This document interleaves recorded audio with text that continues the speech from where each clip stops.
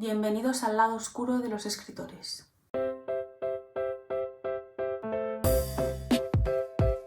En el vídeo de hoy os voy a contar algunos asuntos personales de escritores famosos. Algunos de estos tienen que ver con sus relaciones sexuales, con su forma de pensar poco democrática, con sus actos moralmente reprobables, y algunos de los hechos que os voy a contar hoy son más conocidos que otros. Tampoco quiero que esto sea un vídeo de salseo para criticar a muerte a los escritores, simplemente es para contaros algunas cosas que quizá no conocíais y para cotillar un poco. Además, ya sabéis que no sé dónde situarme en esta tesitura de separar obra y autor. Aún estoy pensando en ello, y si no os lo habíais planteado nunca, pues a lo mejor después de ver este vídeo os surgen las mismas dudas que a mí. Igualmente quiero decir que algunos de los hechos que os voy a contar aquí no son súper graves hoy en día, pero que sí, contextualizados en su época, fueron bastante llamativos. Pero eso, lo dicho, para cotillear, para hablar de otra cosa que no sea literalmente la literatura y las obras de los autores. Iré empezando por algunas cosas más ligeras hasta las cosas que a mí me parecen más random y un poquito más locas. El primer autor del que vamos a hablar es Antonio Machado. Antonio Machado, por si no lo sabéis, poeta español famosísimo, se enamoró de una chica de 13 años cuando se fue a Soria a ejercer como profesor. Cuando ella tenía 15 y él 34, se casaron. Fue un matrimonio feliz, es decir, era todo consentido a pesar de la diferencia de edad. Pero ella enseguida contrajo tuberculosis y falleció. Otro asunto similar le pasó a Edgar Allan Poe, poeta norteamericano famosísimo por El Cuervo y un montón de cuentos que tiene de terror. En este caso, Edgar Allan Poe se casó con una niña que tenía 13 años cuando él tenía 27, que encima era su prima. Además, también cuando ella cumplió 24 murió y Poe nunca fue capaz de superarlo. Ahora hablaré de Orson Scott Card, que es un escritor de muchas obras de ciencia ficción, entre ellas El Juego de Ender, que yo os he recomendado varias veces en el canal, de hecho. Pues este señor es mormón, y los mormones son una religión que abiertamente dicen que están en contra de los homosexuales. Entonces, ¿qué pasó? La gente pidió que este autor no formara parte de un encuentro literario importante, por ese motivo, y no fue.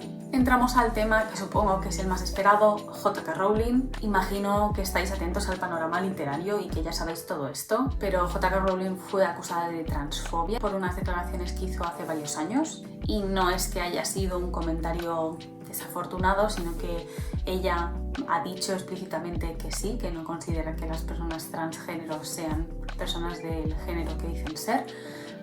Bueno, yo estoy aquí solo para transmitir información.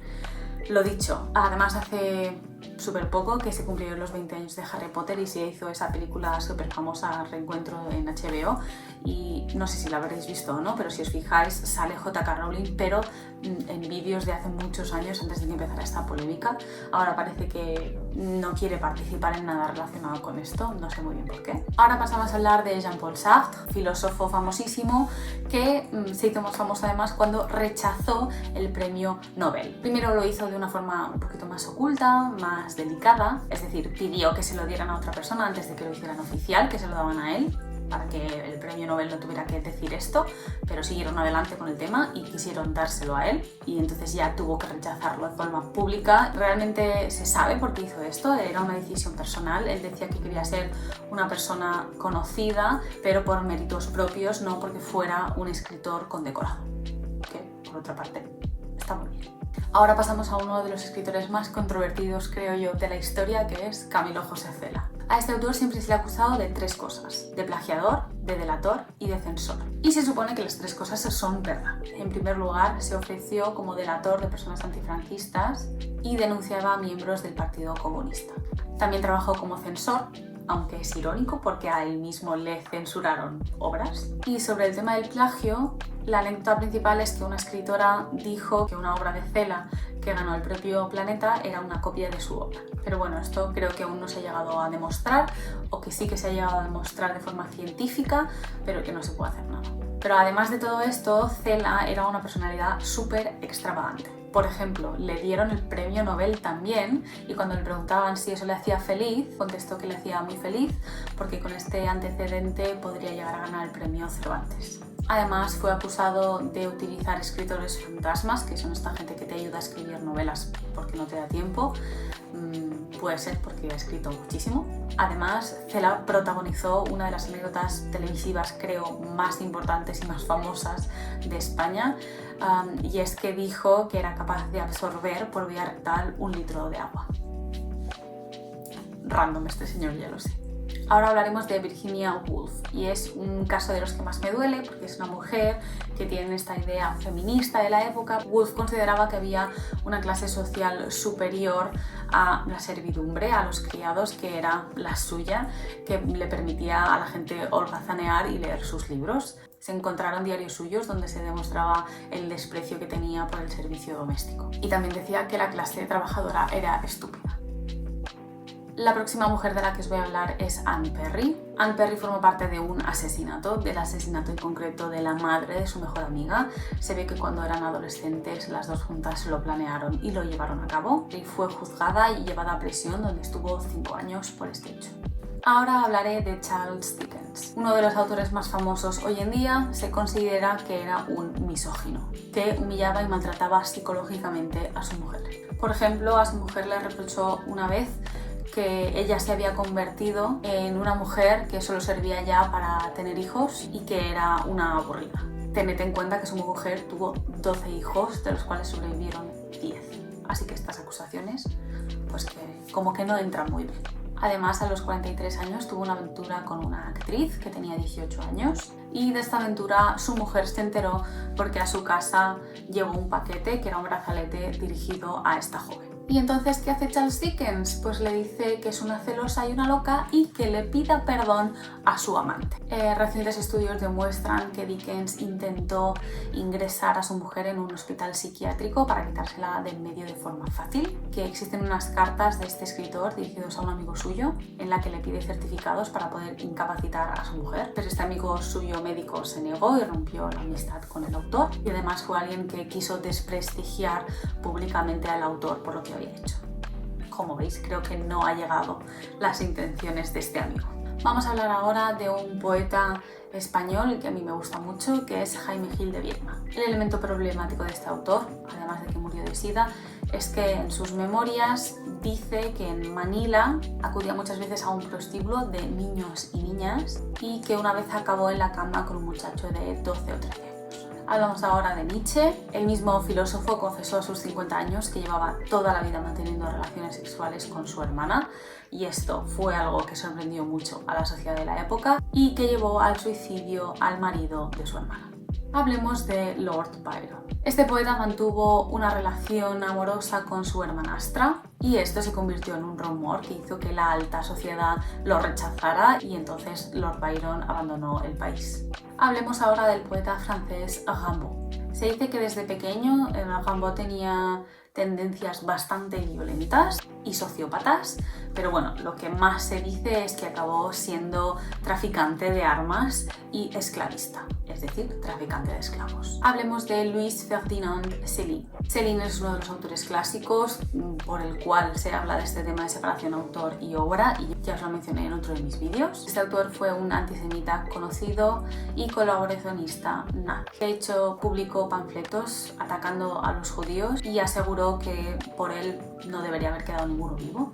Después de la guerra huyó del país, aunque terminó encarcelado y rechazado por todos. Ya estamos llegando al final, nos quedan 5. Hablemos de Pablo Neruda, conocidísimo por su poemario de amor. Pues los temas problemáticos que rodean a Pablo Neruda son principalmente 2. Una es la supuesta violación a una de sus criadas, que cuenta él mismo en sus memorias. Y 2, que tuvo una hija con hidrocefalia y básicamente pasó de ella, la abandonó a ella y a su madre y decía cosas de ella horribles, que ni siquiera voy a mencionar. Ahora hablo de George Track, que es un autor muy poco conocido fuera de Austria realmente, pero su vida fue un calvario. Entre las cosas que atormentaban estaba su relación incestuosa con su hermana y su adicción a la cocaína. Ahora os hablaré de un autor que yo no conocía, pero que mi novio me comentó esto cuando le dije que iba a hacer este vídeo, que es César González Ruano. Fue un poeta y periodista vanguardista español. que vendía falsos pasaportes a los judíos para que pasaran por Andorra hasta España, pero realmente los ametrallaban o los abandonaban a su suerte en los Pirineos. Además, también fue una vez detenido por la Gestapo porque tenía en el bolsillo un diamante del tamaño de un huevo. No sabemos muy bien por qué. Últimos dos. Hablamos de Scott Fitzgerald. En los últimos años he oído la teoría de que parte de la obra de Scott Fitzgerald era realmente de su mujer, Zelda Fitzgerald, y que encima la quiso encerrar en un hospital psiquiátrico porque ella se daba cuenta de que le estaba plagiando. Como digo, Zelda lo acusó muchas veces de plagio. Os leo una cita.